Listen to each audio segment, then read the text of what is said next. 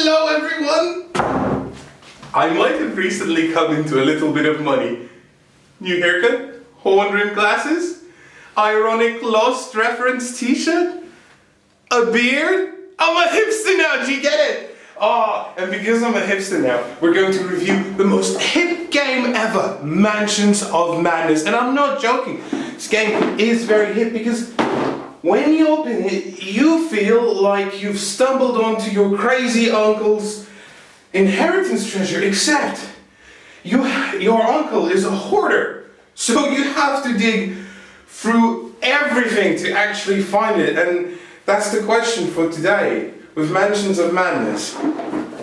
Under all this stuff, is there a treasure? Or is it just a pile of crap?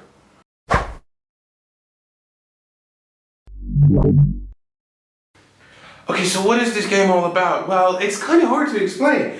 At the core essence of it, it is about exploring a creepy mansion and finding out what the hell you find out inside. And it depends because it's scenario based. So in your rule book you have rules of play, but you also have an investigator's guide which will have 5 different scenarios. So we're talking story number 1, the fall of House Lynch. Not only will it have a detailed map how you have to build this thing, and yes, it's the players that have to build the thing, not the keeper, and more on the keeper just a little bit later. And there is a story, so it tells you exactly what's going on within the narrative frame of the game, which is really cool, because this is a game with a narrative. This is a game that tells a story. It's not so much about board game mechanics, although there is a lot of that. It's more about, you know, getting down together and creeping yourself out a little bit, which is different in board games. That's not what you normally do. It's normally more the purview of role-playing games, and especially Call of Cthulhu, which, you know, we have very recently reviewed. And this is a strange thing because it attempts to do what board games normally don't do.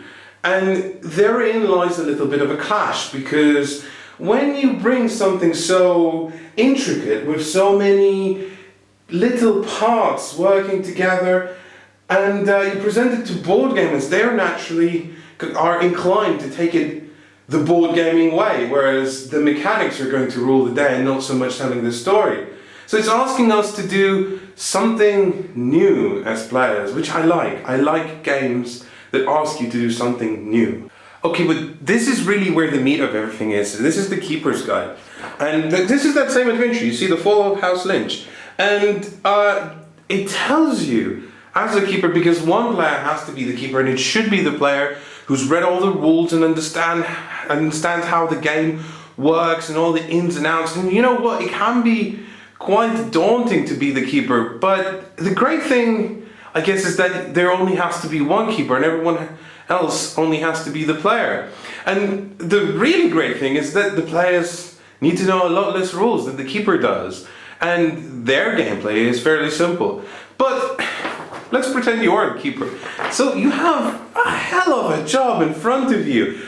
Not only do you have to follow this procedure very carefully, but for each story you have to answer some questions. And these are the questions that basically say, how is this going to play out? How is this adventure going to be different if you've played this adventure before? Because there are 3 different endings and 3 different ways things can go. So once you answer all 3 questions, you simply need to find out where everything goes. You simply reference the Keeper's Guide and it will tell you what item needs to go into what room. And as you can see, the entire map is laid out into different areas, and these areas all have cards. Now, some of these will be laid out randomly because if you're playing the scenario again, it's just a matter of not letting your players find out which questions you've answered in which way.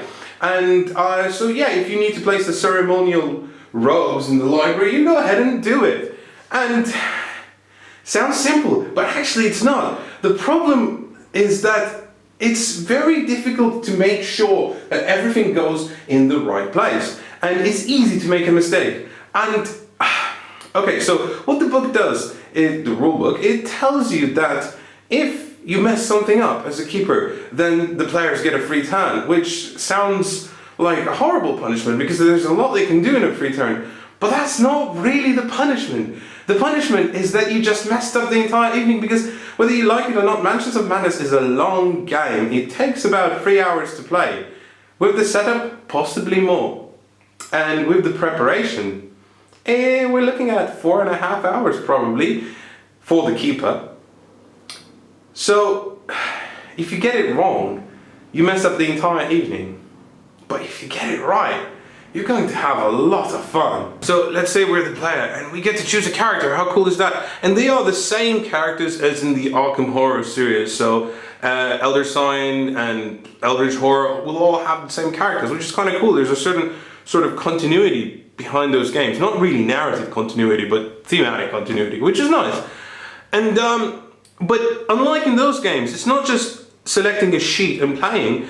You actually get to build your character, like in a role-playing game a little bit. So you get to select your stats.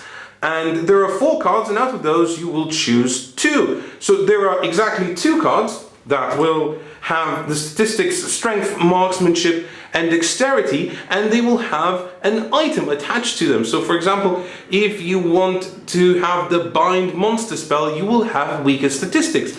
However, if you want to have the typewriter item card, you will have stronger statistics because the item is weaker. And then once you've selected those, you are ready to go and ready to play. And so how do you play? Well, it's very simple. Actually, all you have to do is you have to move your character and then they get to do a thing, which is nice. I like doing a thing. I do all kinds of things at home. But the thing that you're doing is you are exploring a mansion. That's, in the name. So you can move a number of spaces. So it's either 1 or 2. And you can then shoot something if you want to, or you can search a room. You're basically allowed to do an action. And that action can be a multitude of things, like picking up a gun that you just dropped, or, extinguishing a fire with a fire extinguisher. It's great. It's a lot of fun. Okay, but I hear you're asking me, why are we doing this? Why are we wandering around this mansion? What's the purpose? Well, number one, the story is going to tell you what you really need to do, why you're here. So, for example, you might have had a distressing message from your friend saying that he's trapped in this building. So you get all your investigator friends together and you try to rescue your friend, but it turns out that something sinister is afoot. Except nobody knows what's actually going on. See, I found very much being the keeper that even though I knew what the scenario was, and though I knew what the ending was, it was very hard to work out the actual flow of the game, how the scenario is going to progress. And the key is these cards. So once you finish your turn as a keeper, you will put one of these tokens on these cards. And you see there's a number at the bottom. Once this number matches the number of tokens, you will flip it and resolve it. And the story will progress. And sometimes it'll be a clue. So you read out the card to all the players. Sometimes it will be a clue as to what's going on. Sometimes it's just a narrative device. For example, a monster comes out of nowhere, but you weren't in a mansion that had monsters to begin with. Why is a maniac chasing you with an axe? You don't know. And the onus is on you as players to figure it out. But as I said, sometimes it's hard as the keeper to actually know how things are going to pan out. And that's the brilliant part of the game. It keeps the suspense going. No one actually knows what's about to happen. This card is a very good example of what I'm talking about. Now, so, okay, it says this door is locked. And you see some rooms, as I mentioned, they are seated with cards. And for example, a lock card will prevent this guy from going through this door before he can resolve it. So, in this particular scenario, I, as a keeper, would be thinking, okay, so is he going to try and find the key? Is he somehow going to try and solve this puzzle? Well, the player might be thinking, okay, that says this door is locked. Possibly I can't get through it. I'm going to go and explore something else, some other clue I've heard of before. It's what makes the game frantic and unpredictable. But that's not it. You see, as a keeper, you're not just a guy who sees cards and watches everything play out. No, you get a very active role in the story in the form of these cards, and they are going to be specific for each adventure. Now, some of them might say, place a monster in a certain room. Another one might say, set this room on fire, because, you know, why not? Or another one might say, yeah, let's kill some cultists and summon a Shoggoth, because that sounds like a grand evening. Yeah, that's what you can do. You can summon a Shoggoth. And boy, are these minis great. And excuse the poor painting job, I did that when I still didn't know really how to paint minis. But they're wonderful, look at them. I mean, that is a tongue. And it's very erotic.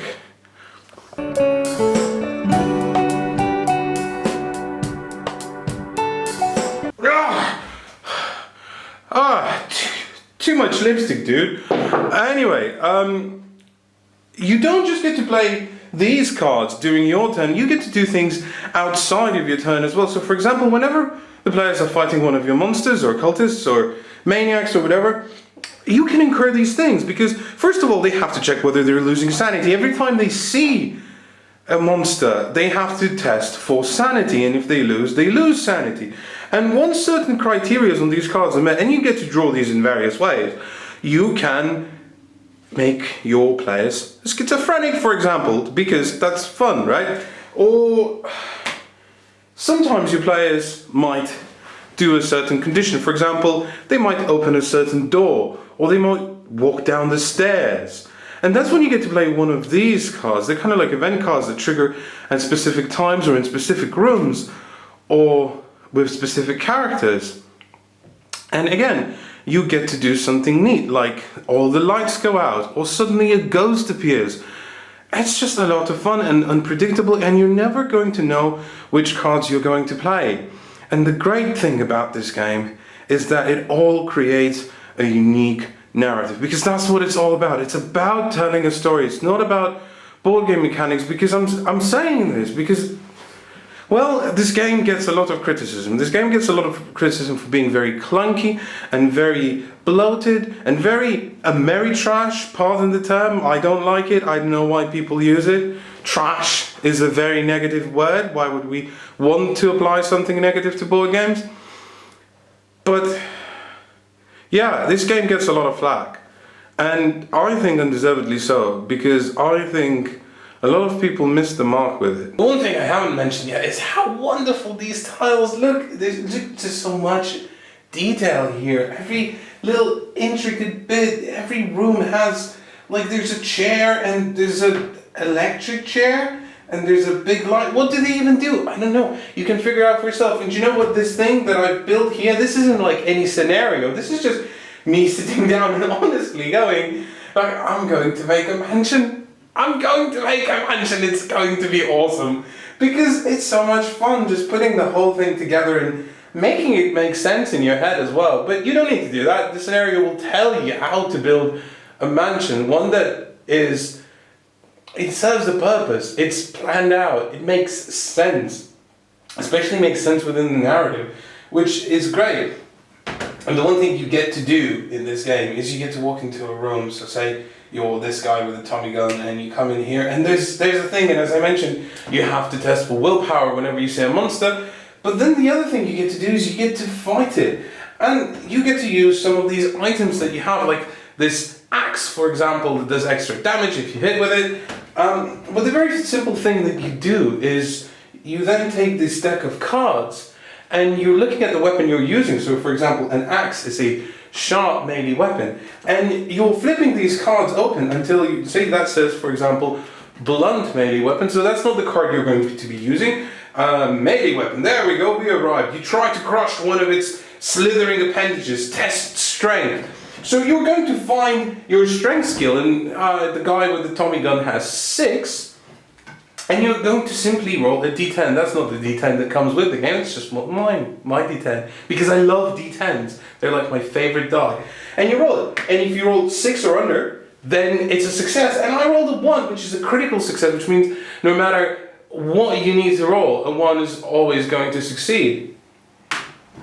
And if you do, you get to do the monster damage. However, sometimes the monster will attack you, and that's when you're going to be flipping these same cards as well. And the bottom bit will refer to what the monster is doing. So for example, monster versus hiding is not the one you want, because no one is hiding in this situation. Monster versus hiding, monster versus barrier, there's no barrier, and monster attack. The unspeakable horror wraps a tentacle around you and begins to squeeze, test strength. And that's again when the investigator rolls the die. And if they succeed, then you pry the tentacle off enough to free yourself, and you only take 1 damage. Whereas if you fail, you feel your ribs breaking, take 3 damage, and you are stunned. So there are different pass-fail scenarios depending on what card you're going to draw, which again makes the game very unpredictable. And I can hear you Eurogame fans going, oh my god, we can't really plan anything here. No, because it's not that kind of a game. It's a narrative game.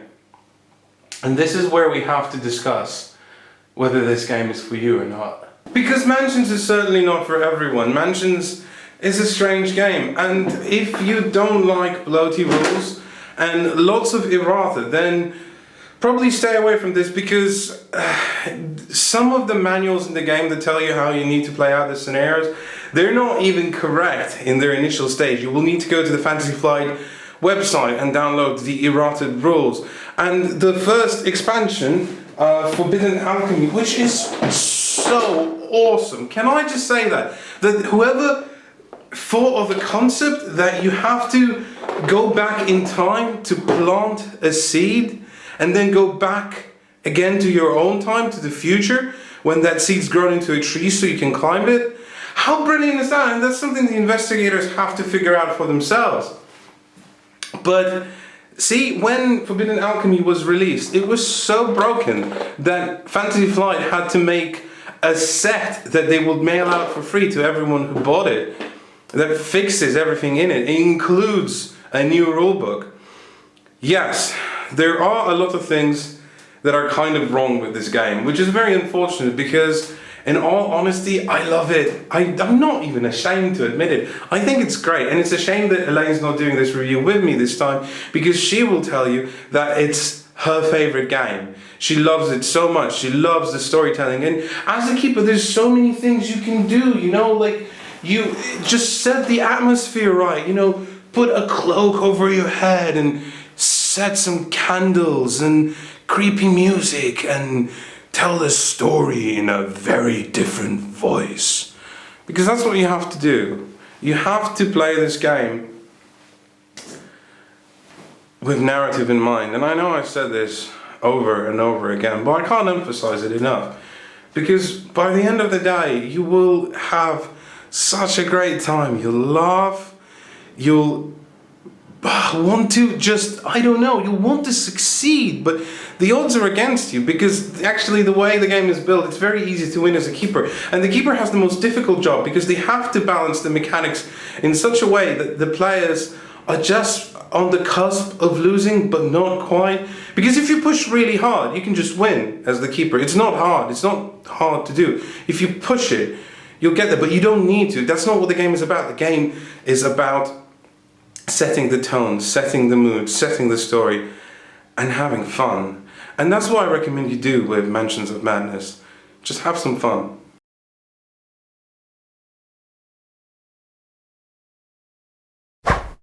One last thing, because you know we do post-credit scenes now. There's puzzles in this game. Can you believe that?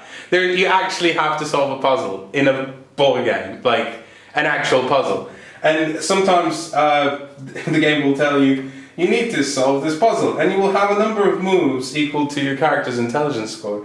And you can boost those. There's like skill points that you can spend. And then you flip this over, and then you get this jumbled up picture, and you have to move these, but you can only move 2 at a time. You can only have 2 adjacent pieces swap places at a time, and then you have to solve it to progress. I love it. It's wonderful. Thanks. Whoever made this game, I mean, I know it's Corey Konishka. I hope I pronounced his name right. Thanks. We love it. I mean, we like really love it. This expansion where you're in the wilds, the woods, we love it. It's great. And these tiles, we love it as well. It's so good. Oh man, it's really good. Okay, like last one, I promise. Okay, and the minis, right? Like, definitely the last one. I mean, look, that's the Dunwich horror. I'm going to make out with it as well.